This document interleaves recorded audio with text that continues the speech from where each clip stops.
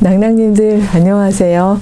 와, 월요일이 어쩜 이렇게 빨리 오죠? 우리 낭낭님들은 수요일 날 만나는데 오늘은 사실 저 막 학교로 오면서 아주 살짝 망설였어요. 그러니까 일종의 고민, 그러니까 이런 거는 뭐 유혹이라고까지 얘기할 수는 없는데 오늘 되게 일이 많거든요. 그래서 화요일 아침에 찍을까? 이제 막 이런 생각을 하다가 그래도 저 스스로에게 한 약속이기도 하고 그냥 이렇게, 물론 주일부터 일주일 단위로 우리가 살아가는 게 맞지만 주일은 안식일이니까요. 그야말로 하나님 안에서 영육 안에 안식의 어떤 그 초점을 맞추고 살아간다면 월요일 아침은 언제나 늘 이제 일하는 모드가 되잖아요. 그래서 일하는 첫 일을 저의 그냥 신앙 고백이죠.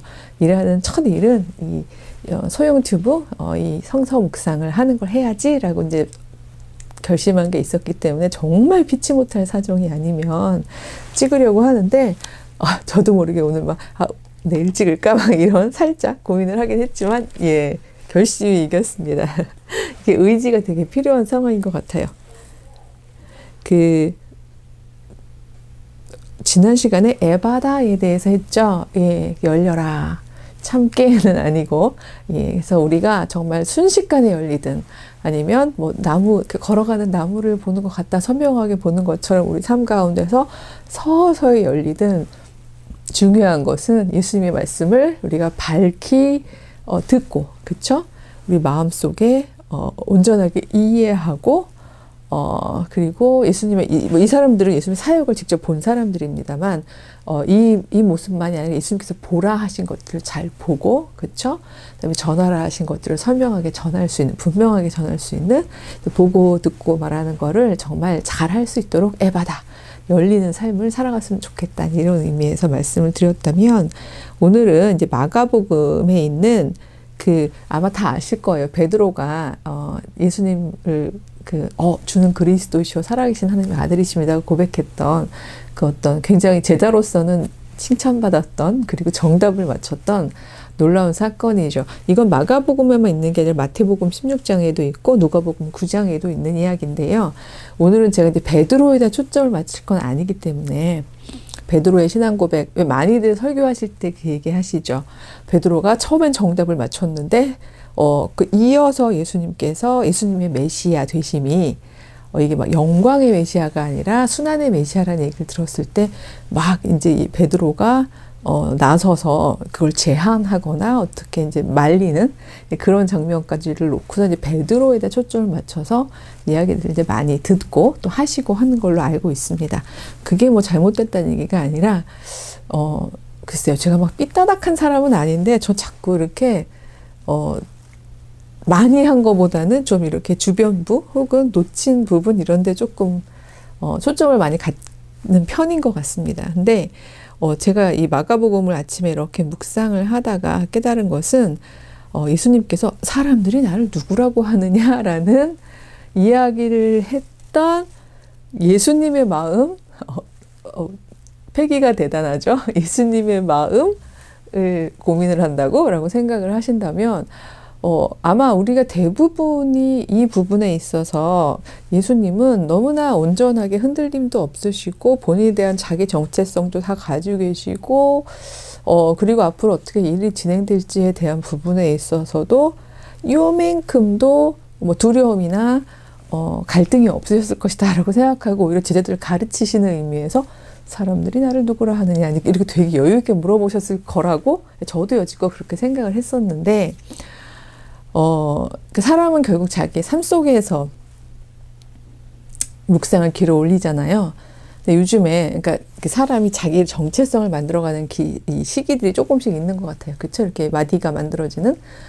근데 이제 제가 이제 요즘에는 뭐 만 나이에 뭐 한국 나이 없어졌으니까 제가 이제 55세인데요. 나이를 막 밝히네요.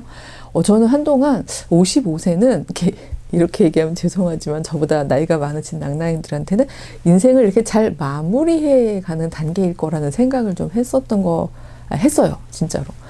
근데 어느 순간적인 깨달음이 아닌데? 왜냐면 제가 주변에 지금 어르신 이제 친정 부모님, 시댁 부모님 다 가까이 뵙고 있습니다만 다 건강하게 계시고요. 그 다음에 저보다 진짜 최소한 25, 그쵸? 그 다음에 많게는 40살까지도 저보다 많으신 분들인데, 지금 생각하니까, 어머, 내가 한 30년 정도를, 그러니까 더 살아낼 수도 그러니까 더 살 수 있는 확률이 어떻게 보면 더 큰 셈인 거잖아요. 그렇다면 이렇게 인간의 삶을 기, 승, 전, 결로 놓고 본다면, 난 지금 결을 향해서 가려고 마음을 먹었던 게 너무 잘못됐다는 생각이 들더라고요. 난 이제, 그러니까 비행기로 치면 기승했으면 이 고도를 놓고 전해야 되는 단계구나 라는 생각이 어느 날 그러니까 퍼뜩 깨달아지면서, 어떻게 하면 그러니까 사실 이렇게 고도까지, 글쎄, 이걸 저는 절대로 수직축이 어떤 이룸이라기보다는 그냥 내가 나를 만들어가는 데 있어서 어느 일정한 고도까지 올라가는데 사실 에너지가 많이 들어가잖아요. 그래서 에너지가 얼마나 들어갔으면 이제 아프기도 하고 그랬습니다만, 에너지를 이렇게 고도를 올리고 난 다음에 왜 사람이, 그러니까 비행기도 적정 고도에 되면 그다음에 쭉, 이게 중요한 거잖아요. 쭉 가는 거. 그러니까 30년이 남은 거구나. 그렇다면 나는 기승이 아니라 전의 삶을 살아가는 거구나. 전개해야 되는 걸 한 30년은 해야 되는 거구나 라는 생각이 딱 들면서 좀 나는 누구지? 그러니까 나는 어떤 사람이지? 난 뭘 하고 살아야 하지? 이런 생각을 지금도 하고 있다는 거죠. 그래서 아마 이 유튜브를 보시는 20대, 30대 분들 중에서 제가 누군지 잘 모르겠고요. 제가 뭘 하고 살아야 되는지도 모르겠어요 하는 분들은 용기를 가지셨으면 좋겠어요. 55세 먹은 나름 전문 분야에서 자기의 일을 하고 있는 사람도 저걸 계속 묻고 있구나. 이런 생각을 이제 하면서 용기를 좀 내셨으면 좋겠고요. 또 그리고 저보다 연배 많으신 분들도 이건 끊임없이 물어야 되는 자기 정체성에 대한 질문인 것 같습니다. 그래서 저는 오늘 제목이 사람들이 나를 누구라 하느냐라고, 예수님이 나 누구지? 하고 예수님이 자기 정체성으로 갈등하신 건 아니지만, 그러니까 예수님께서 사람들이 나를 누구라고 하느냐라고 물었을 때는 적어도 제가 생각할 때는요, 한 3가지 정도의 그 예수님 안에, 이건 그냥 저의 추측인 거죠. 저의 생각인 건데, 예수님 안에 어떤 3가지 정도의 의도가 있지 않을까라는 생각이 드는 거죠. 물론 단순하게, 그렇다고 너무 이렇게 단세포적으로 사람들이 날 누구라고 생각할까? 글쎄요. 이런 게 있을 수 있을까요? 이거 일로 놓겠습니다. 왜냐면 아주 중요한 부분은 아니었겠지만 예수님도 사람이신데, 그쵸? 사람이시라면 당연히 그런 게 궁금하실 수도 있을 것 같아요. 왜냐하면 지금까지 행보를 어느 정도 쭉 진행해 오셨잖아요. 하나님 나라에 대해서 말씀도 하셨고, 비유로 또 기적 행위도 하시고, 이제 어느 정도 대중들이 예수님의 어떤 언행을 쭉 따라오면서 예수님을 평가할 수 있는 정도의 이제 상황이 된 거니까, 사람들은 나를 누구라고 하지?에 대한 것들에 대한 궁금증이 있으실 수도 있는 거죠.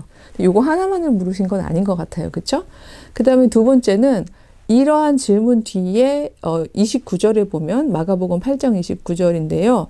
그럼 너희는 나를 누구라고 하느냐라는 질문을 이어가심으로 인해서 제자들에게 가르치시고 싶은 부분이 있었던 그 의도가 있을 수 있는 거죠.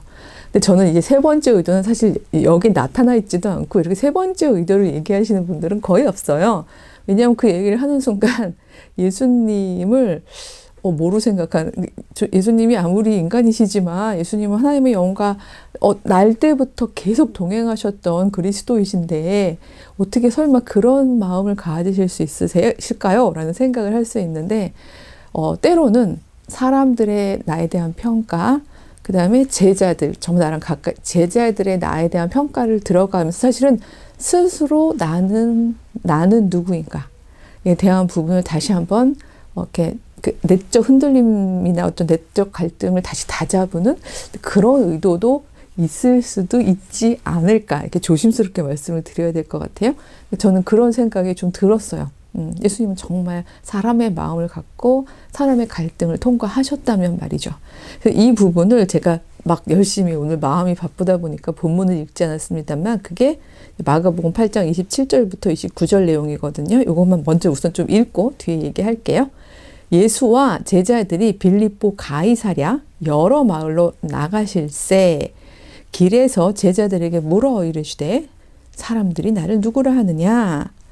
제자들이 여짜와 이르되 세례 요한이라고 하기도 하고 더러는 엘리야 더러는 선지자 중에 하나라 하더이다.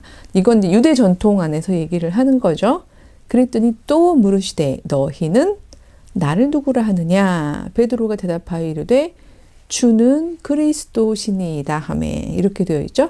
이제 마태랑 누가도 다 이게 기록이 되어 있습니다만 주는 그리스도시요 살아계신 하나님의 아들이십니다까지 얘기하기도 하고 그걸 알게 한 자는 너의 어떤 의지의 문제가 아니라 너의 깨달음의 문제가 아니라 하나님이 알려주신 거다. 뭐 이런 조금 더 살이 붙기도 하고 그러죠.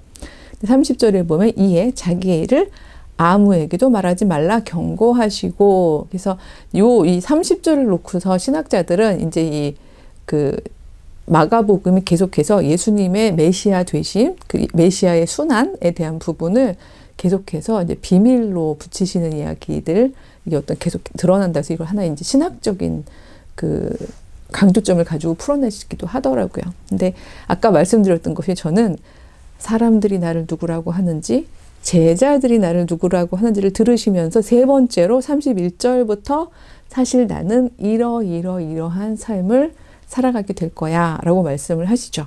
그리고 31절 읽어보겠습니다. 인자가 사람의 아들인 내가 많은 고난을 받고 장로들과 대제사장들과 서기관들에게 버림받으여 죽임을 당하고 사흘 만에 살아나야 할 것을 비로소 그들에게 가르치시되 이렇게 되어 있어요. 오늘 성경 묵상은 여기까지 할 거라서 제가 이제 뒷부분도 하긴 할 건데 이 뒷부분은 다음 주에 할까 싶어요. 왜냐하면 여기가 되게 오늘의 이제 강조점이라서 그런데요. 사람들은 나를 유대 전통에서 그쵸? 왜냐면 세례 요한하고 이렇게 오버래핑, 세례 요한이 이제 비극적으로 죽으면서 예수님의 공생애가 이렇게 시작이 됐기 때문에 세례 요한이 그때 죽었다고는 들었지만 그 사람은 워낙 그 하나님 안에 영능 있는 자인데 세례 요한이 살아 돌아왔나 보다 막 이렇게 얘기하는 사람들도 있고 엘리야 하면 레전드 그 선지자잖아요. 그러니까 그 엘리야만큼의 영능이 있다라고 얘기하는 사람도 있고 그렇게 과거의 인물이 소환됐다기보다는 뛰어난 하나님의 선지자 중에 하나다. 결국은 다 이게 모두 구약 전통에서 이야기하는 하나님의 말씀과 영능을 가진 선지자입니다라고 얘기하는 사람들이 있다는 거죠. 유대인들은 대부분 그렇게 긍정적으로 이해할 때 그렇게 이해할 수가 있는 거죠. 그리고 제자들에게 그럼 너희는 나를 뭐라고 생각하느냐라고 얘기했을 때 이제 베드로가 사실 그렇잖아요. 그래서 너희는 나를 누구라고 생각하는데 이때 제자들 잘해야 되죠. 그렇죠? 예수님이 그렇게까지 막 무서운 스승님은 아니었습니다만 대답 잘못하면 큰일 나잖아요. 베드로가 진심으로 성령의 감동을 통해서 주는 그리스도십니다. 구세주이십니다. 메시아이십니다. 우리를 구원하실 분입니다. 이건 선지자의 의미하고는 좀 다르죠. 하나님의 말씀을 맡아서 그쵸? 이걸 잘 묵상해서 가르치는 자. 미디라는 부분보다는 말씀을 맡았다는 의미가 더 강하다고 말씀을 제가 이제 쭉 드려왔습니다만 그 말씀을 전달하는 전달자의 의미가 아니라 사실 당신은 우리를 구원하실 분입니다. 그리스도십니다. 메시아입니다. 라고 이야기를 했다는 거죠. 그 이야기를 들으시고 난 뒤에야 예수님께서 그렇지. 나의 역할은 말씀을 모르셨다는 뜻이 아니라 말씀을 하는 데에 그치는 사실 이제 세례 요한의 경우는 나의 삶은 그러니까 나의 사명은 여기까지라고 한 게 있었습니다만 거기까지가 아니라 세상을 구원하는 사람들을 구원하는 역할을 하는 것까지가 나의 소명이지라는 것을 이제 베드로의 고백을 들으면서 다시 한번 다짐하시고 또는 확신하신 게 아닌가? 그러니까 저는 이제 그런 세 번째 사람이 그래요. 내적 갈등을 하면서 다 알고 있지만 이게 정말 나의 정체성, 이게 나됨인가? 이런 거를 자꾸 사람들은 묻게 되잖아요. 근데 때로는 나됨에 대해서 나 스스로보다 나랑 가까이 있던 사람들이 훨씬 더 정확하게 인지하고 이야기해 줄 때가 있잖아요. 그러니까 베드로의 대답을 들으면서 그렇지. 내가 이 세상을 구원하러 온 자이지 라고 생각하시면서 그 이야기를 더 확증하는 이야기를 하셨다라는 생각이 저는 들어요. 그러니까 오늘 이제 읽다가 그 세 번째 이 감정이랄까요? 그 내면의 어떤 과정? 그게 훅 들어온 거죠. 그러면서 어쩌면 이거는 그러니까 베드로에게 그래 너 잘 대답했구나 딩동댕동 어떤 이런 그러니까 정답자로서의 어떤 마음보다는 그렇지 하고 오히려 나를 다잡는 그런 순간이 아니었을까? 이런 생각이 드는 거죠. 그러니까 그렇게 굳이 해석하는 이유는 그럴 수 있어요. 아니 뭐 굳이 예수님의 마음을 그렇게 복잡하게 해석하세요? 라고 하실 수 있겠지만 저희들의 지상 과제는 예수님을 따라 사는 거잖아요. 근데 예수님께서 정말 내적 갈등도 없으셨고 이 모든 순간순간 그 걸어가시는 공생애의 3년의 과정 중에서 아주 뚜벅뚜벅 진짜 뭐 어떤 외적으로든 내적으로든 아무런 갈등이 없이 걸어가시고 너무 선명한 인생의 선택을 하고 살아가셨다라고 생각한다면 그 예수님은 어떻게 우리가 따라 살 수 있겠어요. 그래서 저는 절대로 예수님께서 왜냐면 예수님은 실수하시지는 않으셨거든요. 예수님은 성령 안에서 어떤 과정들을 겪으셨을까? 그럼에도 불구하고 인간의 어떤 의지와 인간의 마음이 어떻게 성령의 답과 함께 가면서 계속해서 하나님의 답을 향해서 이렇게 삶을 살아가셨을까? 요런 이제 묵상을 해보고 싶은 거죠. 어쩌면 이런 생각을 하기 때문에 저는 윤리학을 했는지도 모르겠어요. 그쵸? 왜냐하면 인간의 의지, 인간의 선택 이 부분에 대해서 저는 늘 어렸을 때부터 관심이 많고 이것이 하나님 안에서 가능하다라는 생각을 해왔기 때문에 그렇습니다. 그래서 이거 혹시 이렇게 보이겠죠? 그래서 오늘은 저는 글쎄 사람들은 나를 누구라 하는가? 여기서 제자들이지만 나랑 가장 가까운 사람들은 나를 누구라 하는가? 하지만 사실은 나는 누구인가? 요거를 좀 물어보는 시간. 가을은 사색의 계절이잖아요. 그래서 나의 정체성에 대한 걸 물어보는 시간을 좀 가지면 어떨까라는 생각이 들어서 오늘 요 말씀에서는 그 키워드를 길어 올렸습니다. 원래 미드라시적 성경 읽기에서 꽂히는 단어, 어떤 하나의 단어가 나한테 훅 들어온다면 거기에 주목해서 깊은 묵상을 해나가도 된다. 이렇게 되어 있었잖아요. 이 책을 보여드리는 이유는 이게 그 한신대 전 총장님이죠. 최수일 교수님이 이제 본헤퍼의 여러 책들 중에서 그 독일의 신학자이고 그 다 아마 아실 거예요. 유명한 사건 때문에 그쵸? 히틀러를 암살하는 어떤 그 프로젝트라고 하기엔 좀 그렇습니다만 연루되어서 되게 젊은 나이에 이제 사형장에서 돌아가신 그 신학자가 정치범으로 사형장에서 돌아가셨다는 게 좀 그 당시로서는 뭐 그러니까 전이든 후든 이게 드문 일이기 때문에 저희가 많이 기억하고 있는데 이분의 여러 저서들 중에서 이제 뽑아서 쭉 이거 발췌해서 이렇게 뽑은 나는 그러니까 이제 조금 도치해서 누구인가 나는 이란 제목으로 했습니다만 옥중서관에서 이제 본인의 정체성을 물어가면서 그러나 굉장히 스스로 하나님 안에서 결국은 하나님이 기뻐하시는 나를 정립해 갔던 바로 이 보네퍼의 나는 누구인가?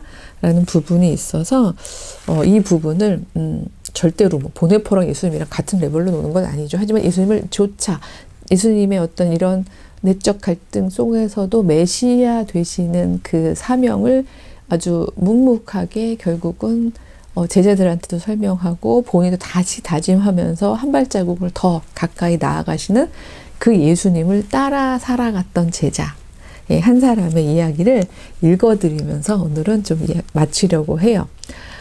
나는 누구인가? 나는 누구인가? 태연하고 명랑하며 확신에 가득 차 마치 영주가 자기 성에서 나오는 것처럼 내가 감방에서 걸어 나온다고 사람들은 자주 내게 말한다. 나는 누구인가? 자유롭고 친절하며 분명하게 마치 명령이라도 하는 것처럼 내가 간수들과 대화한다고 사람들은 자주 내게 말한다. 나는 누구인가? 침착하고 미소를 지으며 자랑스럽게 마치 승리에 익숙한 사람처럼 내가 불행한 날들을 참고 있다고 사람들은 내게 말하기도 한다. 나는 정말 다른 사람들이 나에 대하여 말하는 것과 같은 사람일까? 아니면 나는 내가 내 자신에 대해 알고 있는 사람에 지나지 않는 것일까? 새장 안의 새처럼 불안하고 그리워하며 병들었고 목을 졸렸을 때처럼 숨을 쉬려고 몸부림치면서 색깔과 꽃들 새들의 노래에 굶주리고 좋은 말들과 인간적인 친근함에 목말라하며 폭정과 아주 사소한 모욕에도 분노하여 몸을 떠는 위대한 것에 대한 기다림에 사로잡히고 끝없이 먼 곳에 있는 친구들을 그리워하다가 낙심하고 기도하고 생각하고 창작하는데 지쳐서 허탈에 빠지고 의기소침하여 모든 것에 이별을 구하려고 한다. 나는 누구인가?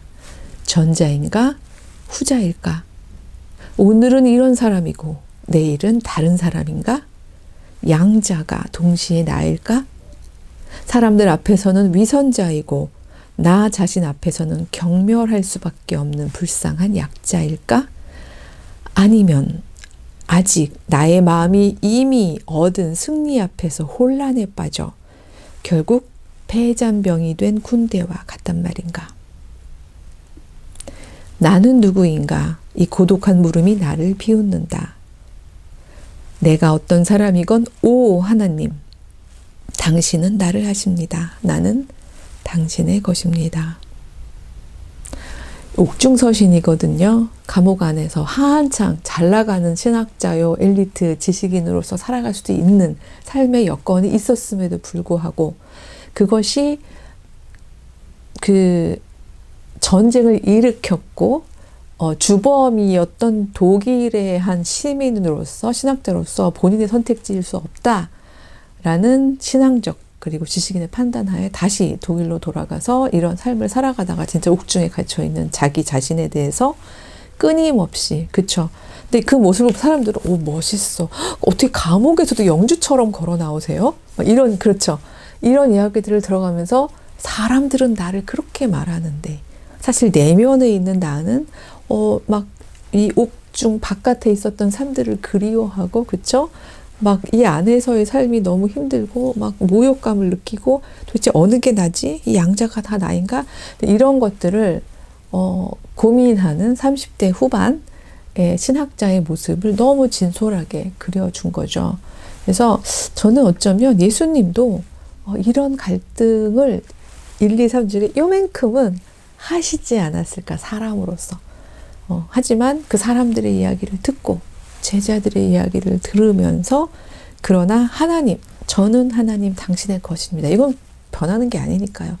그걸 우리 안에서 우리가 이렇게 깨달아야 하는 것처럼 예수님도 그들이 뭐라고 하던 나는 사실 하나님 안에서 하나님의 사명을 나만의 하나님의 사명을 다하기 위해서 온 사람이지 라는 자기 정체성을 분명하게 다짐하시는 그런 순간이 아니었을까라는 생각이 들었어요.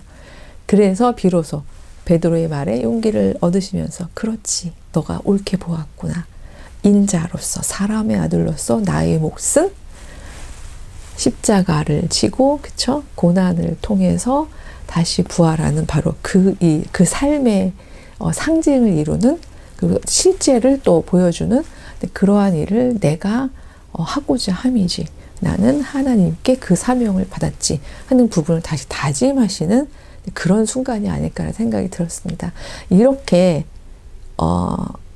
나약하지만 내적 갈등이 있지만 공동체 안에서 옳은 답을 찾아가는 그런 모습 저는 그것이 신앙인들의 어떤 끊임없이 우리가 마지막 호흡을 다할 때까지의 가져야 하는 자기 정체성에 대한 물음이면서도 자기 응답이어야 한다는 생각이 좀 들었습니다. 예, 그래서 이번 일주일 동안은 그걸 진짜 떨어지는 낙엽을 보면서 하시든 지는 석양을 보면서 하시든 나는 누구인가 라는 정체성에 대한 질문을 좀 심각하게 진지하게 하시고 또 주변 사람들한테도 또 의미 있게 그렇다고 예수님 코스프레 하셔서 너희는 나를 누구라 하느냐 이렇게 하시면 안 되겠지만 난 어떤 사람인 것 같아? 라는 질문들을 또 가까운 사람들한테 좀 해 가시면서 그러면 나를 만들어 가시는 그런 일주일이 되었으면 좋겠습니다.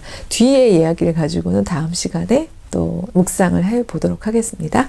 예, 안녕.